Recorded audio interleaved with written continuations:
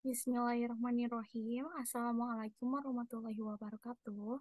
Perkenalkan, nama saya Isma Karimatul Fathi dari kelas C7 Manajemen dengan NPM 101211141. Di sini saya akan mempresentasikan materi mengenai Marifatul Quran sebagai tanda bukti untuk mengikuti evaluasi tengah semester mata kuliah Pendidikan Agama Islam yang kelima.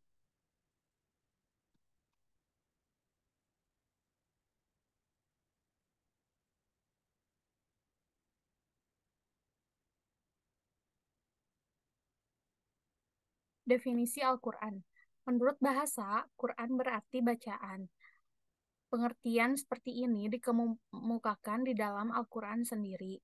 Sesungguhnya mengumpulkan Al-Quran di dalam dadamu dan menetapkan bacaannya pada lidahmu itu adalah tanggungan kami.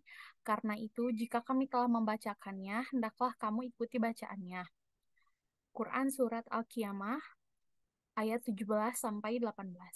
Adapun menurut istilah, Al-Quran berarti kalam Allah yang merupakan mukjizat yang diturunkan kepada kolbu Nabi Muhammad SAW yang disampaikan secara mutawatir dan membacanya adalah ibadah. Nah, nama-nama di Al-Quran itu yang pertama ada Alkitab atau buku, yaitu sebagai isyarat bahwa Al-Quran itu harus ditulis. Yang kedua, Al-Huda atau petunjuk, karena ia mengarahkan manusia kepada jalan yang lurus yang menyelamatkan mereka dari keyakinan yang sesat. Lalu yang ketiga, ada Al-Furqan atau pembeda. Hal ini maksudnya adalah pembeda yang hak dan yang batil, antara petunjuk dan kesesatan, dan pembeda dengan kitab-kitab yang sebelumnya diturunkan. Lalu yang keempat, ada Ar-Rahmat atau Rahmat. Al-Quran merupakan karunia bagi orang-orang yang menyampaikan, melaksanakan petunjuk-petunjuknya. Lalu, selanjutnya yang kelima ada An-Nur atau cahaya, yaitu cahaya yang terang benderang yang mengeluarkan mereka dari berbagai macam paham yang sesat dan menyesatkan. Lalu, yang keenam ada Ar-Ruh atau Roh, yaitu Al-Quran yang dengannya hiduplah kalbu-kalbu manusia. Yang ketujuh, ada Asyifa atau obat.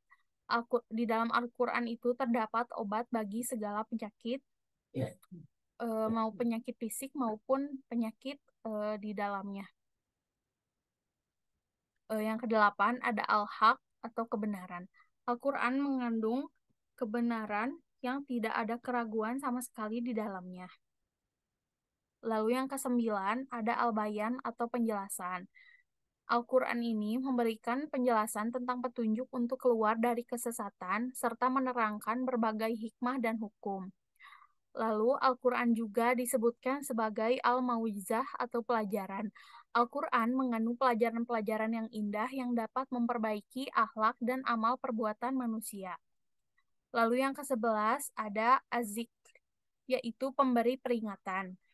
Al-Quran merupakan peringatan tentang berbagai macam permasalahan. Nah, makna Al-Quran itu sendiri ada 5. Yang pertama, Kitabun Nabawi wal Akbar, yaitu kitab yang berisi berita dan kabar.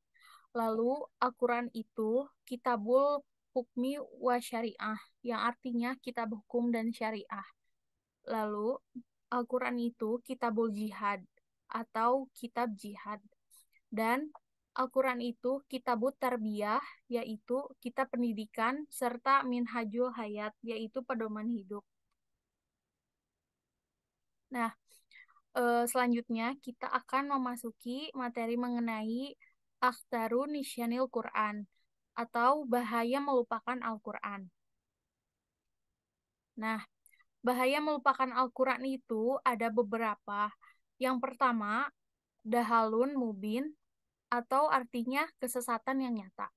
Al-Quran ini adalah karunia yang besar bagi manusia. Dengannya, jiwa mereka menjadi suci bersih dari syirik, keraguan, kemunafikan, hasad, dendam, dengki, menipu, sombong, ria, sum'ah, dan mencintai keburukan dan kemaksiatan. Tanpa bimbingannya, manusia akan tersesat dengan kesesatan yang nyata. Lalu yang kedua, ada Dayikun Harajun, yaitu sempit dada. Jika manusia melupakan petunjuk Al-Quran, Allah Ta'ala akan menjadikan dadanya sempit, yaitu sulit mendapatkan petunjuk. Lalu yang ketiga ada Maisyatun dan Kun.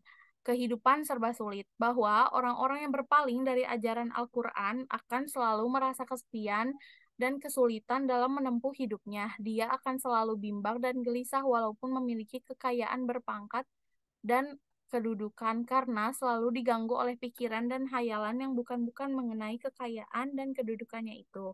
Nah, yang keempat, ada umyul basiroh atau butanya mata hati, yakni telah tertutup untuk menerima kebenaran, tidak dapat lagi memikirkan dan merenungkan segala macam peristiwa duka yang telah terjadi dan menimpa umat-umat di masa lalu maupun di masa kini akibat kekufuran mereka. Lalu selanjutnya yang kelima, ada qaswatul qalbi atau kerasnya hati. Nah, mereka yang jauh dari Al-Quran ini, hatinya akan menjadi keras. Oleh karena itu, Allah Ta'ala mengingatkan orang-orang yang beriman agar selalu khusyuk hatinya di hadapan petunjuk Allah Ta'ala.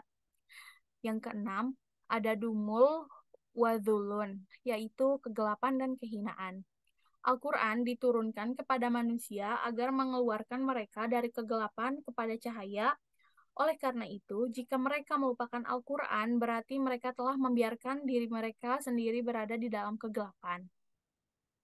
Nah, yang ketujuh ada syubatus syaiton atau menjadi sahabatnya setan.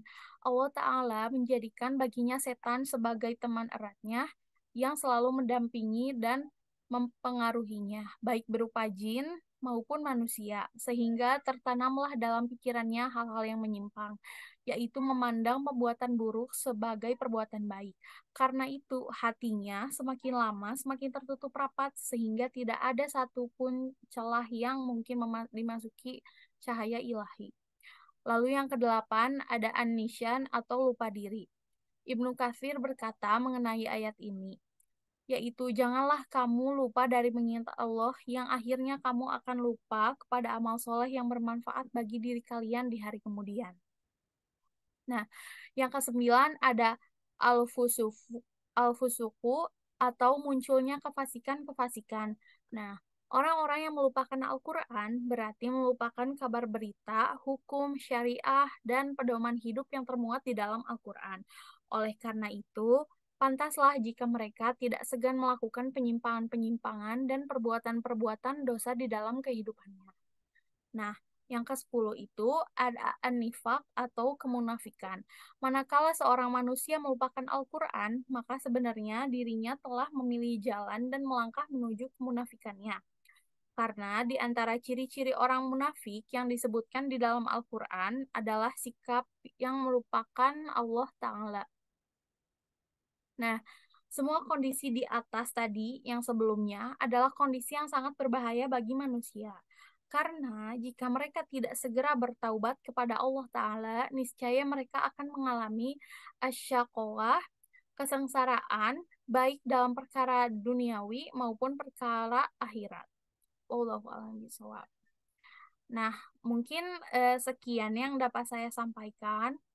Terima kasih atas perhatiannya. Eh, saya memohonkan permintaan maaf apabila terdapat kesalahan dalam pengucapan.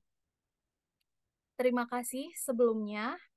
Wabillahi taufiq wal hidayah. Wassalamualaikum warahmatullahi wabarakatuh.